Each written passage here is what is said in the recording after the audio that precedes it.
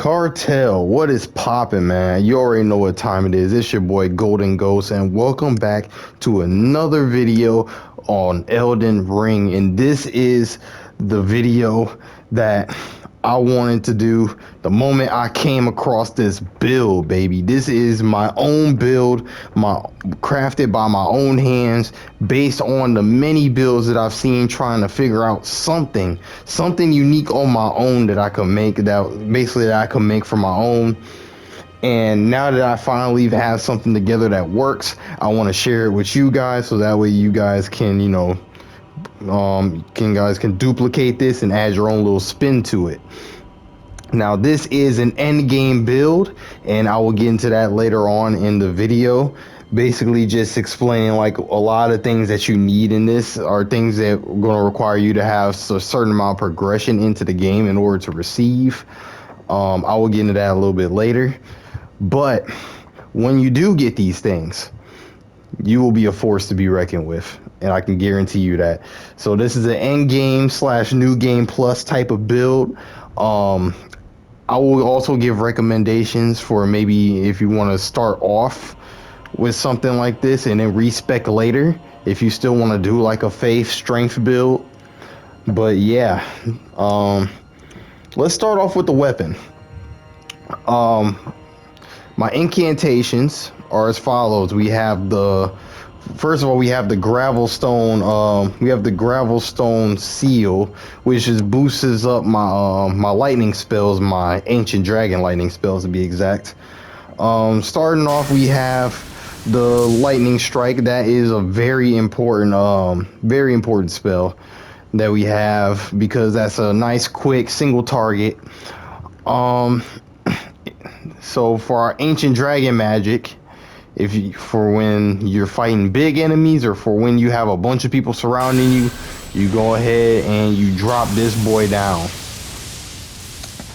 And as you see, it lasts a long time, it spreads out, and it hits a lot of enemies like a truck. For when you're up close,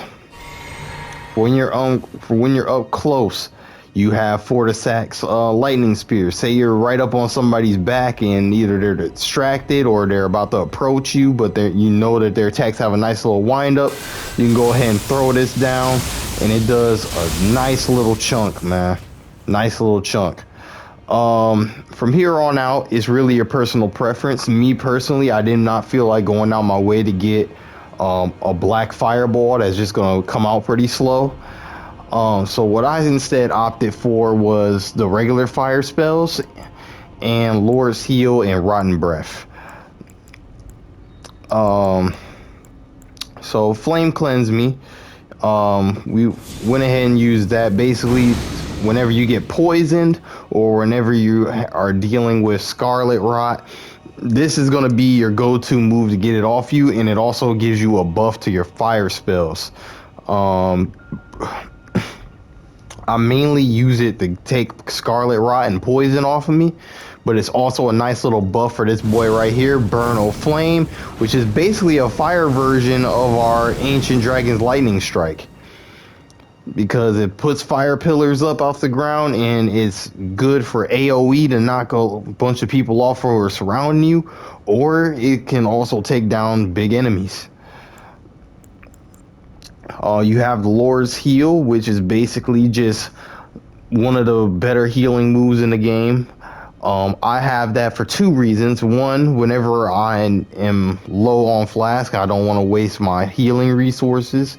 I can just pop that move, and for a little bit of for a decent amount of FP, I'll get a ton of health back.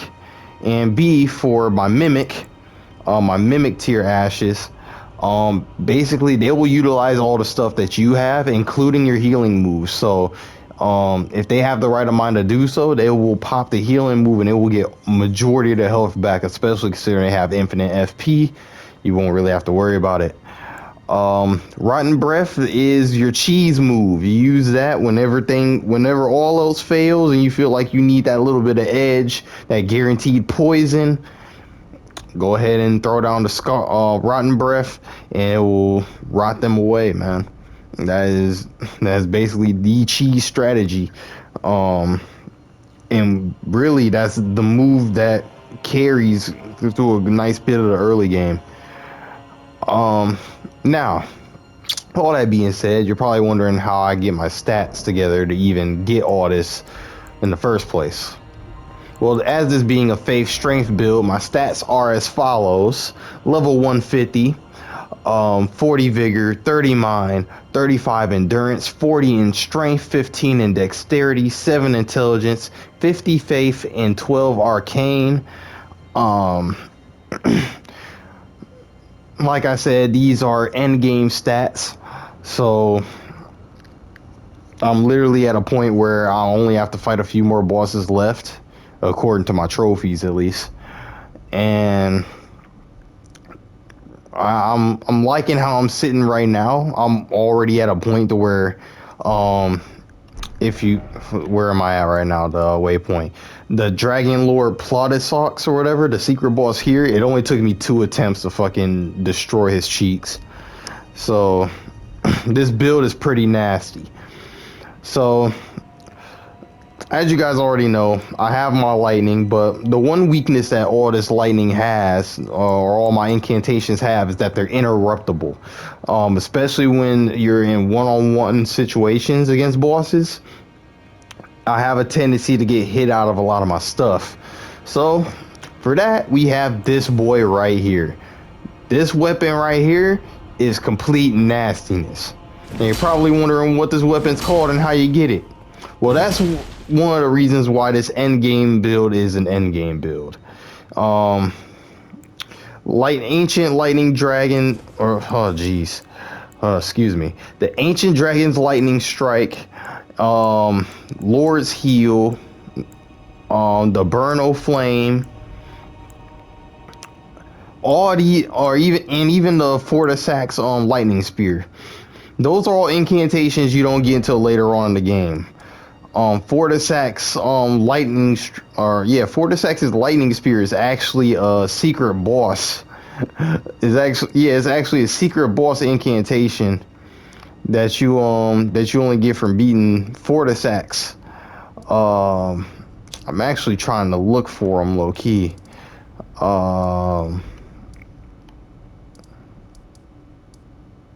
Oh, that was Rykart. But yeah, Fortisax, there's actually a boss named Fortisax that you have to beat in order to get that incantation. Burno Flame, you have to beat the Flame Giant and use his memories in the round table hole to get that incantation. Lord's Heal, along with the Ancient Dragon's Lightning Strike, the area I'm in right now is where you get those 2 incantations. I might be wrong about Lord's Heal. I'm not 100% sure on that, but I know for sure the Ancient Dragon Lightning Strike you get from inside there. The only spells I have that can be acquired from early game is Lightning Spear and Flame Cleanse Me. Even this gravel stone seal, that's a later game type of that's a later game thing. Now there might be a way to grab it early game. I haven't looked into it. I didn't even look up how to get this until much later in my playthrough. But yeah, back to the weapon. Also, the weapon is also a later game weapon. You have to defeat Malekith the Black Blade in order to receive this weapon right here. You have to use his memories. But once you get it, once you meet all these requirements, you're a dangerous SOB.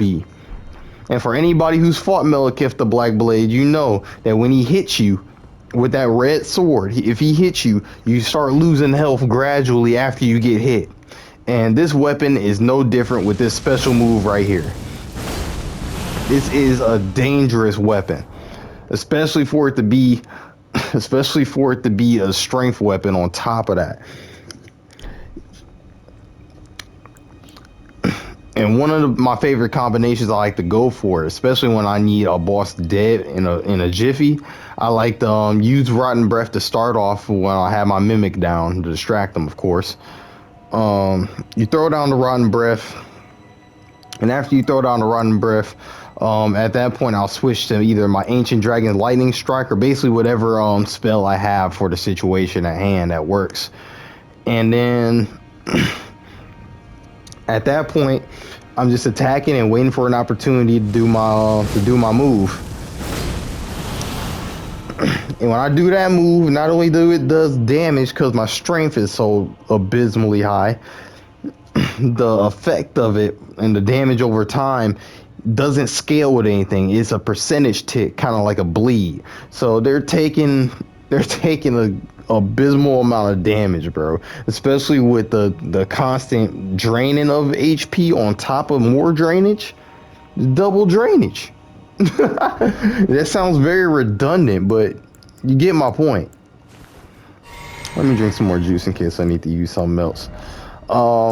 Equipment. This is just fashion souls, to be honest. I just wore this because I want to look unique, look like my own character. There is something important I do need to note. I built this with fashion in mind, but I also built it with the mindset of building poise. If you look to your right, underneath my equipment load, I have a 59 poise, which is important because when you're fighting mobs, more than likely they're going to hit you before you hit them. You want your poise high so you can eat that hit and still, throw out your sword and destroy their health bar. Now you're probably wondering how my equipment load is so high at a 35, allowing me to, still be able to medium roll. I can still medium roll with all this shit on. That is due to a talisman called Great Jar's Arsenal, which is another later game item, bro. You don't get that until you end up over here, and you don't end up over here until you let's see. Yep, until you make your way over here, the Siofra River Well, which basically is its own side quest in and of itself. It's a lot you have to go through in order to get this to work. Basically, you have to go through a whole story quest with the girl who's supposed to be your wife, but that's getting into spoiler territory. For those of you who haven't played it, I don't want to get too deep into it. Just know that in order to get this, you not only have to be later into the game, and you also have to beat 3 other players. It's a little tedium, it's a little copium, but it is what it is, man. This is actually early on game talisman, Faithful Canvas talisman. Increases the potency of your incantations, very important. Carrion Finglet Crest. I will use this basically to lower the cost of my FP, of my skills, because a lot of my stuff costs a lot of skills and I need to maximize all my usage. And then speaking of FP, this Cerulean Amber Medallion, I don't even know how I got this, to be honest with you. I don't even know how I got this. I just know I got it an hour ago, so it's late game. It greatly raises the maximum FP. So you combine all this, and I can basically shoot out a lot of spells. I can shoot out a lot of spells at rapid fire, and it also is stronger than normal. So yeah, man. If you guys want to get a demonstration of this or how strong this can be, I already have a couple videos on my channel of me utilizing this build. Matter of fact, the Dragon Lord Plutosucks, I beat him in 2 attempts with this build. I beat the captain on the, I don't know if he was on the top. I don't think he was on the top of this mountain. On the Castle Soul rooftop, I beat the captain in first try with it, little difficulty. The Fortisax Lightning Spear, Fortisax himself, it only took me a couple tries to beat him. I think I beat him in like 3 tries. So yeah, man, this build is crazy, but you have to be end game to get it. You have to have a lot of progression. Now, what I will recommend if you still want to, if you want to work towards this build early, there's a couple things you can do. First things first, um, if you want to go for a faith strength build, early, I will recommend this Banished Knight's Halberd +8. It'll require you to beat. It'll require you to beat the knight that you meet at the beginning of the game next to the first step. It'll require you to beat him, but if you're able to beat him, you have a weapon that scales off strength and dex that I'm pretty sure you can put any Ash of War onto. Don't quote me on that, but I'm pretty sure that you can. Really, any strength weapon will work. Or if you want a weapon that scales off faith, you can use the winged scythe, which is all you're also capable of getting early.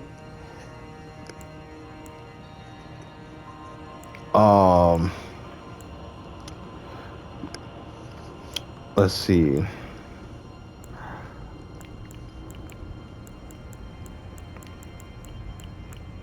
Really, any strength weapon, like you can take something like a Highland axe, and you can put a early game Ash of War on there. Like let me see. You can go to something like an Iron Cleaver, or let's go with the Crescent Moon Great Axe for example. And you can put this Ash of War on there. The Sacred Blade, which is actually an early game Ash of War that you can get your hands on, so you can make a scale off faith. You can do little things like that, bro. You can do that to get you by, and that'll get you through for a little bit. I know for a fact that Rotten Breath is an early game incantation that you can take advantage of. That alone has carried me through a good portion of the early game, and then some. Now, what I did, which you can also do, is the Respec Method, which basically I took advantage of the most broken weapon in the game, which is the Sword of Night and Flame. Where is it at? Yes. I didn't even upgrade this to a +10. I spec towards faith and intelligence just enough to get my hands on this and continue to boost my faith. And I basically allowed this to carry me all the way up until this point. All the way up until I beat Malekith, and then once I got my weapon, then I respec'd out of it into the stats that I wanted to. That is also another good method. Now, if you're wondering how to respec, the lady in the school in the grand library, she'll respec your stuff for you, so you can always use that. And really, man, that's really all I have for you. Like I said, if you guys want demonstrations of this build, I have videos already of me using it, destroying people. It's not people, but destroying bosses with this thing. This thing shreds. And that's about all I have for you. I will be streaming later on, like right after I post this video. So yeah, man, stay tuned, and I will catch you guys on the flip side, man. It's been your boy, and I'm out this thing.